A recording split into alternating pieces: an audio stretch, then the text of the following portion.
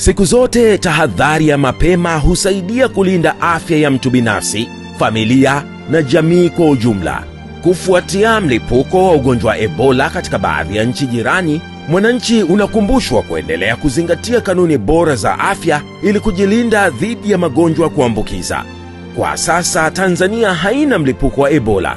Hata hivyo, ni muhimu kuendelea kuchukua tahadhari ili kuzuia ugonjwa huu usiingie nchini. Ili kujikinga dhidi ya Ebola, zingatia yafuatayo: nawa mikono mara kwa mara kwa maji tiririka na sabuni au tumia vitakasa mikono. Epuka kugusa majimaji ya mwili ya mtu mwenye dalili za ugonjwa wa kuambukiza kama damu, mate, makamasi, jasho, mkojo au kinyesi bila vifaa vya kujikinga. Epuka kugusa au kutumia vitu vilivyotumiwa na mtu mwenye dalili zinazofanana na Ebola. Aidha, epuka kula au kugusa mizoga ya wanyama pori kama popo, sokwe, swala na wengineo.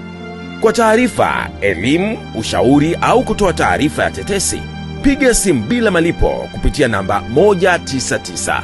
Kwa pamoja tuendelee kuchukua hatua ili kuzuia Ebola isiingie nchini kwetu. Ujumbe huu unaletwa kwako na Wizara ya Afya, sehemu ya elimu ya afya kwa umma.